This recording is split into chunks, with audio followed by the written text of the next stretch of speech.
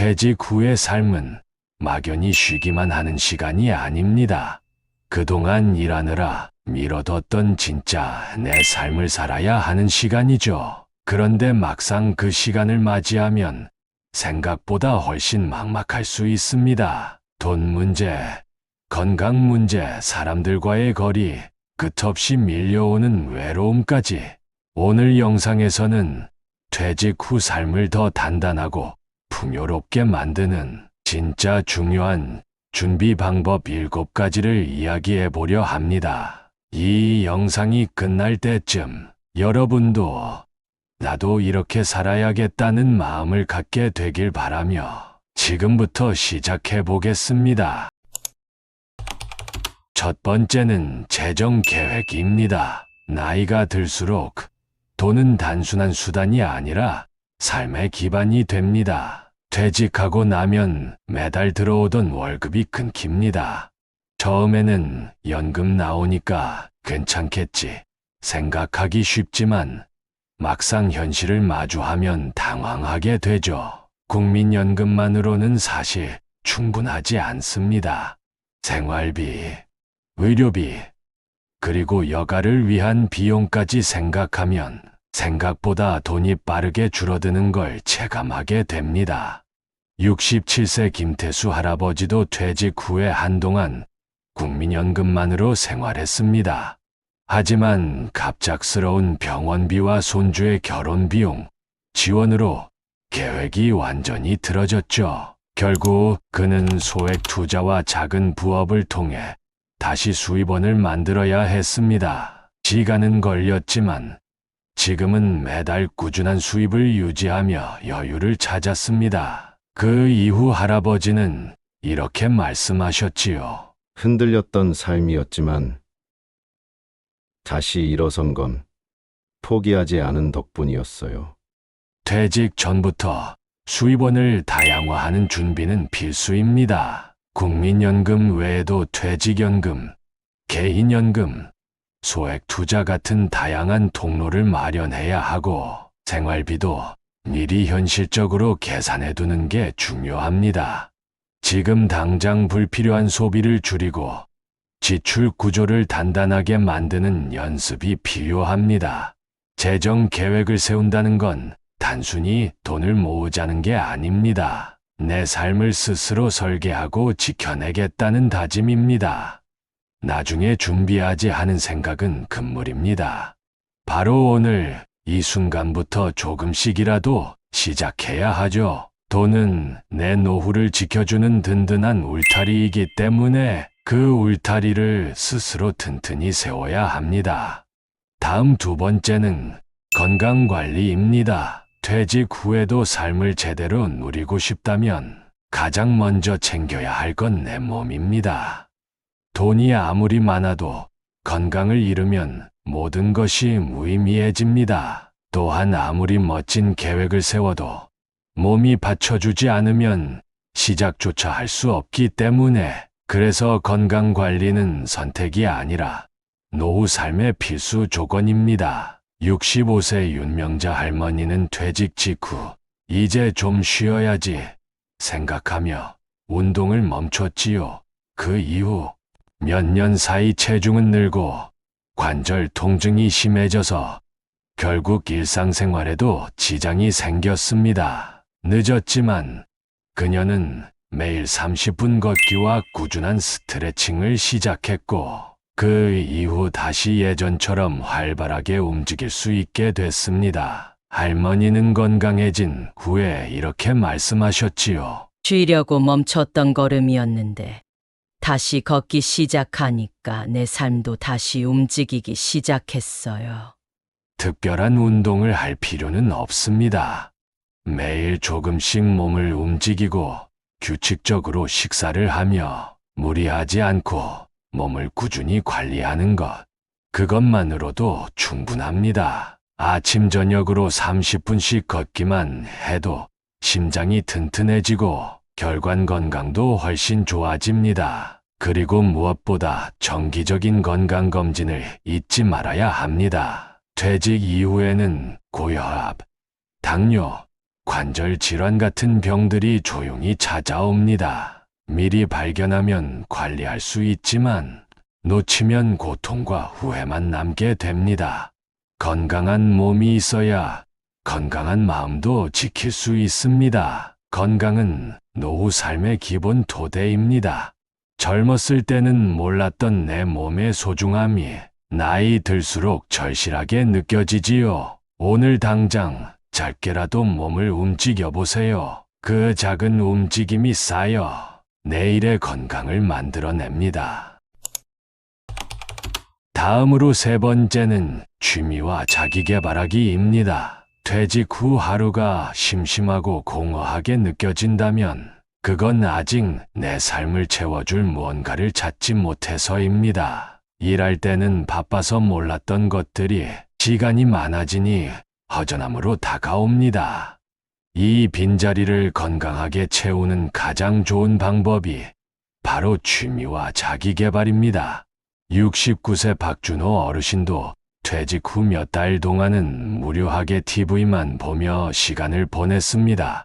그러다 어느 날 근처 주민센터에서 수채화 교실을 발견하고 망설이다 등록했죠. 그 작은 선택 하나가 그의 인생을 바꿨습니다.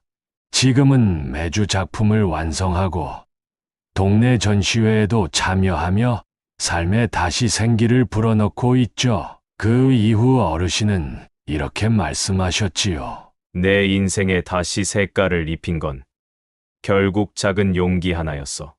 취미는 거창할 필요 없습니다. 누구에게 보여주려고 시작하는 것도 아닙니다. 책을 읽어도 좋고, 글을 써도 좋고, 텃밭을 가꾸거나 악기를 배워도 좋습니다. 조금이라도 마음이 가는 걸 하나 잡아보세요. 중요한 건 결과가 아니라 과정을 즐기는 겁니다.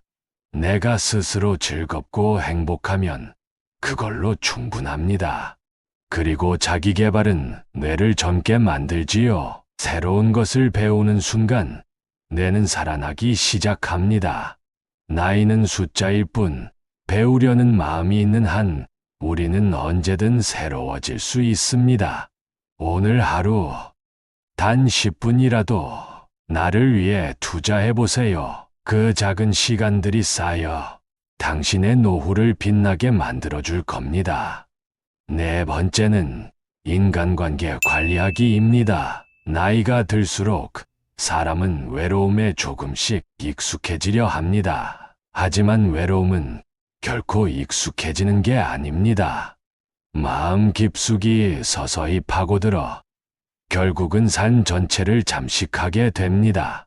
70세 이순희 할머니는 퇴직 후 친구들과 자연스럽게 멀어졌습니다. 바쁘겠지 하며 연락을 미루다 보니 1년이 지나고 나서는 연락할 사람조차 없어진 걸 깨달았습니다. 그제야 직접 전화를 걸어 친구를 다시 만났고 지금은 일주일에 한 번씩 모여 작은 동아리를 꾸리고 있습니다. 그 이후 할머니는 이렇게 말씀하셨지요. 용기 내어 건넨 한 통의 전화가 다시 내 삶을 따뜻하게 만들어줬어요. 인간관계는 저절로 유지되지 않습니다. 가까운 친구에게 먼저 어떻게 지내? 한마디를 건네는 것. 가족 모임에 귀찮아도 참석하고 지역 커뮤니티, 동호회 같은 곳에 나가 새로운 인연을 만드는 것. 이런 작은 노력들이 모여 나를 지탱해 줍니다.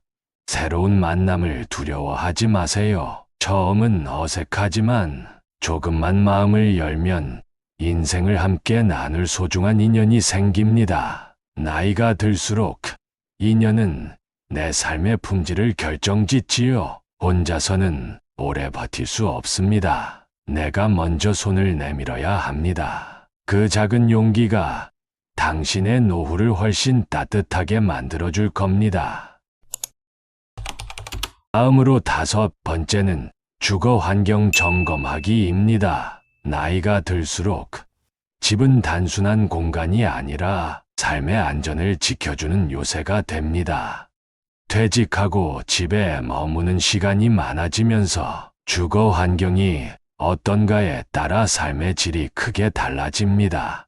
편안하고 안전한 공간, 그것이 곧 나의 일상이 될 수 있지요. 72세 정복남 할머니는 이 사실을 뼈저리게 깨달았습니다. 작은 문턱 하나에 발이 걸려 넘어지면서 골절 수술을 받고 몇 달간 침대에 누워 지내야 했죠. 회복하면서 그녀는 집안을 하나하나 점검하기 시작했습니다. 문턱을 없애고 화장실에 손잡이를 설치하고 조명을 밝게 바꿨습니다. 지금은 넘어질 걱정 없이 훨씬 안전한 집에서 지내고 있습니다. 안정을 찾은 후 할머니는 이렇게 말씀하셨지요. 넘어지고 나서야 알았어요.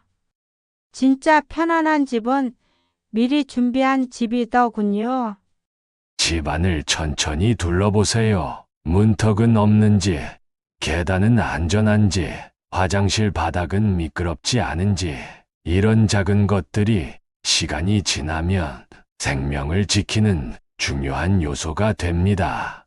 필요하다면 이사도 고민해야 합니다. 편의시설이 가까운 곳, 평지가 있는 곳으로 옮기는 것도 하나의 방법입니다. 집은 나를 지켜주는 마지막 울타리입니다. 내 몸이 약해질수록 내 집은 더 튼튼하고 편안해야 합니다. 오늘 바로 작은 점검부터 시작해보세요. 그 작은 변화가 당신의 노후를 훨씬 안전하고 평온하게 만들어줄 겁니다. 6번째는 지속적 학습하기입니다. 퇴직했다고 배움을 멈출 이유는 없습니다. 오히려 지금이야말로 진짜 나를 위해 배울 수 있는 시간입니다. 나이가 든다고 내가 자연스럽게 늙는 게 아닙니다. 배우려는 마음이 멈출 때 뇌는 서서히 힘을 잃기 시작합니다. 64세 최영식 할아버지는 퇴직 후 나는 컴퓨터를 못한다고 스스로 한계를 지었었습니다. 하지만 손자의 권유로 동네 주민센터에서 스마트폰 사용법 강좌를 듣기 시작했어요. 처음엔 힘들어했지만 포기하지 않고 계속 배우면서 이젠 동영상 강의도 스스로 찾아보고 친구들과 소통도 자유롭게 합니다. 한계를 극복한 할아버지는 이렇게 말씀하셨지요. 새로운 걸 배우니 마음이 다시 젊어지는 것 같아. 배움은 거창할 필요 없습니다. 매일 책 한두 쪽을 읽거나 짧은 온라인 강좌를 듣거나 새로운 단어 하나를 외우는 것만으로도 충분합니다. 배운다는 건 내 안에 신선한 에너지를 채우는 일입니다. 완벽하게 잘하는 게 목표가 아니라 배우는 과정을 즐기는 게 목표입니다. 나를 위해 투자하는 시간, 지금이 아니면 만들기 어렵습니다. 매일 단 10분이라도 새로운 자극을 주세요. 그 작은 노력이 당신의 노후를 훨씬 생기 있게 만들어줄 겁니다. 마지막으로 7번째는 사회활동 참여하기입니다. 퇴직 후에도 우리는 여전히 사회의 일부입니다. 일터를 떠났다고 해서 세상과의 연결이 끊어져야 하는 건 아닙니다. 오히려 그 연결을 이어가는 것이 노후의 삶을 건강하고 의미 있게 만드는 데 큰 힘이 됩니다. 68세 박순철 어르신은 퇴직 후 몇 년간 집에만 머물렀습니다. 처음에는 편하고 좋았지만 시간이 지날수록 몸도 약해지고 마음도 점점 무기력해졌습니다. 그때 우연히 동네 복지관에서 초등학생 대상책 읽어주기 봉사활동을 시작했어요. 아이들과 눈을 맞추고 이야기를 나누면서 자신이 바뀌었다는 걸 느꼈습니다. 그 이후에 이렇게 말씀하셨지요. 아이들과 웃으며 지내다 보니 내 삶에도 다시 따뜻한 햇살이 비치기 시작했어요. 사회 참여는 거창할 필요 없습니다. 파트타임, 일자리, 지역 봉사활동, 아니면 동네 모임에 얼굴을 비추는 것만으로도 충분합니다. 내가 가진 경험과 지식을 나누는 순간 삶에서 다시금 목적과 활력이 생길 수 있지요. 나는 아직 세상에 필요한 사람이다. 이 감각을 잃지 않는 것. 그게 노후를 건강하게 살아가는 가장 큰 힘입니다. 당신도 세상과의 연결을 끊지 마세요. 지금 작은 한 걸음으로 삶을 다시 환하게 밝힐 수 있습니다. 퇴직은 끝이 아닙니다. 오히려 진짜 나를 위한 시간이 시작되는 순간입니다.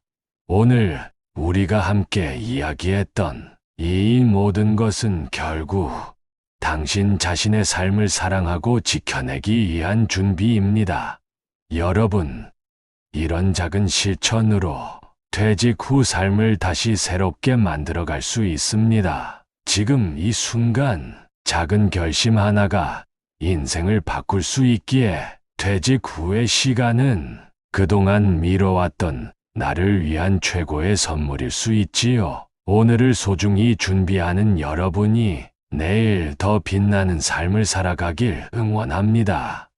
오늘 영상은 여기까지입니다. 시청해 주셔서 감사하고 항상 건강하세요. 고맙습니다.